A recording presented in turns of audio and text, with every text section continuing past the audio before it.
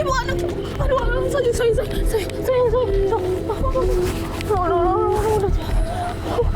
kenapa kamu nyusut terus sih, nak? Ya ampun. Udah. Ada ibu di sini, nak. Iya sih.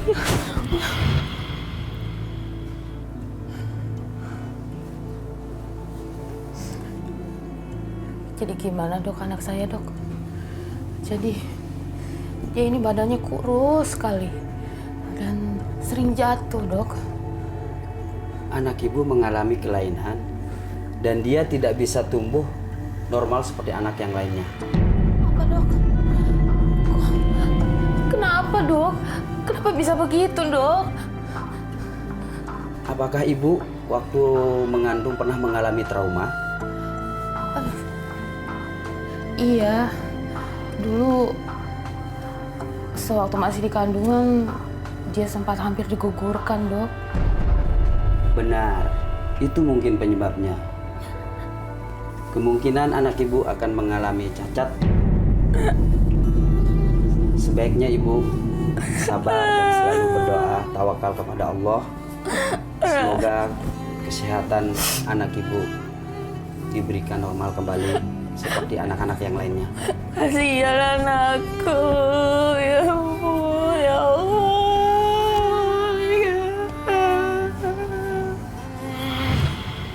Nah, Pak Kiai, mengenai hal ini, Pak Kiai, gimana kita menyikapinya secara agama nih ketika tahu anak kita berbeda dengan anak yang pada umumnya dengan dari sisi agama, apa yang harus kita lakukan nih biasanya, Pak Kiai?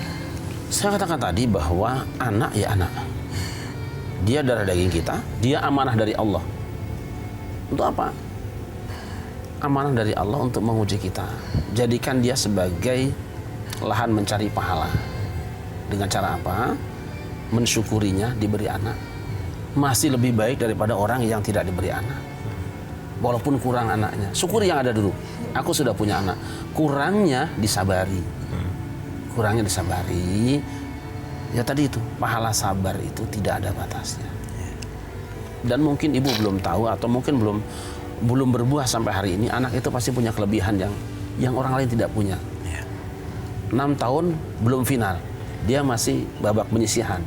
Lihat nanti ketika dia dewasa, mungkin otaknya cerdas, mungkin bicaranya pandai, mungkin juga dia yang akan berbakti pada kita melebihi yang lain. Buktikan aja. Mungkin dia akan syukur, aku menjadi orang yang kurang seperti ini oleh ibu dirawat dengan baik. Tidak dinistakan, tidak seperti anak tirikan. Dia akan besar terima kasihnya. Dan itu baru di dunia, belum di akhirat. 1-2 anak dirawat dengan baik, kata Nabi, jannah, surga. Insya Allah. Amin ya rabbal alamin. Jadi bisa jadi anak ini ya Pak Kiai ya, yang akan menyelamatkan kita orang tuanya nanti di akhirat. Karena kan doa anak yang soleh bisa ngebantu kita baik itu di lapangkan kuburnya atau juga nanti di akhirat. Nah, gini Ibu, dari semua keterangan Pak Kiai, apakah masih ada yang mengganjal dari Ibu? Apakah ada yang ingin Ibu ceritakan lagi ke kita?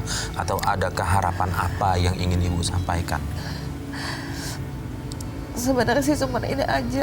Yang anak saya yang 2 terdahulu itu dari bapak yang pertama itu ya. Sampai sekarang dia kayaknya masa bodoh.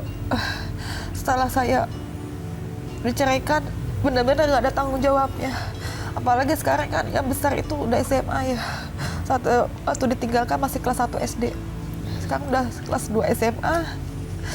Dan beban itu makin bertambah di pundak saya pikul sendiri. Sedangkan saya hanya bikin kue, saya titip di kantin sekolah anak saya. Biaya hidup itu kan makin lama makin besar. Itu dia, mungkin dengan acara ini, saya pengen, gimana juga itu anak kamu. Bekas istri ada, bekas anak tapi kan tidak pernah ada. Tolonglah kamu tanggung jawab ke anak kamu. Jangan ini semua di pundak saya. Saya memang dendam sama dia, karena dia sudah menggugurkan anak saya yang ketiga. Tapi ya sudah, itu saya anggap masa lalu. Yang saya hadapi kan sekarang masa depan. Jangan anak jadi korban. Untuk tahu kabar dia aja enggak. Apalagi untuk bantu nafkah anak saya yang 2 ini gitu. Saya pengen melalui acara ini, Abi, Umi, punten, tolong bapaknya anak-anak saya dibiarkan untuk kata ke anak saya, mana juga itu tanggung jawab dia. Abi dan Umi pasti lebih paham daripada saya. Saya nggak minta banyak, saya ingin bapaknya tanggung jawab aja. Mereka sudah besar. Kenapa ibu tidak gunakan kepedihan ini untuk semakin mendekat kepada Allah dan berdoa?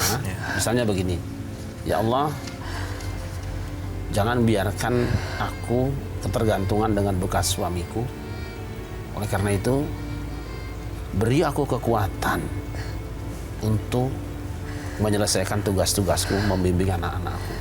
Mungkin dengan cara itu akan ada pintu rezeki yang baru. Coba itu. Jadi tidak ke belakang, lihat ke depan. Jauhkan aku dari bergantung kepada mantan suamiku. Gitu aja.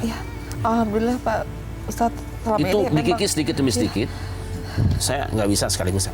Dikikis sedikit demi sedikit ketergantungan itu. Jangan pernah lagi bermimpi berharap ke dia. Mohon dia tidak tanggung jawab. Tapi mohon ya Allah, berikan kekuatanmu untuk aku selesaikan anak tanpa seorang ayah yang memang tidak bertanggung jawab. Insya Allah ada jalan. Ya, saya Ya, memang jadi seperti itu, Pak Ustadz. kisahnya Nabi Ismail. Cuma kan di sini dia sempat mengucapkan sumpah serapah ya. Ini anak yang pertama kan perempuan, Pak Ustadz. Gimana nanti suatu saat kalau dia bertemu dengan laki-laki akan melamar dia? Akan menikah gitu. Apa dia tidak ingin menikahkan anaknya sendiri gitu? Saya sih nggak nuntut harta atau apanya dari dia, enggak. Cuma tanggung jawab lebih ke moralnya dia lah gitu. Dia tuh anak perempuan yang pertama ini. Itu aja. Ada jalan keluarnya insya Allah. Jadi kebetulan ini, hari ini kan sedang hari Arafah. Mengingatkan kita kepada Siti Hajar yang ditinggal oleh Ibrahim di dekat Baitullahil Haram. Dengan anaknya Ismail yang masih balita, ditinggal berpuluh tahun. Dia bertanya pada suaminya, apakah ini kehendak Allah atau karepmu dewe? Kehendak Allah. Kalau begitu, pasti Allah tidak akan sia-siakan aku. Coba pegang kalimat itu. Jika benar apa yang terjadi, suamiku pergi menyakiti adalah memang sudah keputusan Allah, aku yakin Allah tidak akan sia-siakan aku. Pastikan anakmu berhasil seperti berhasilnya Nabi Ismail. Dan kita tahu dari Nabi Ismail lah turun baginda Nabi besar Muhammad SAW. Dari jalur itu Allah siapkan generasi yang soleh insya Allah.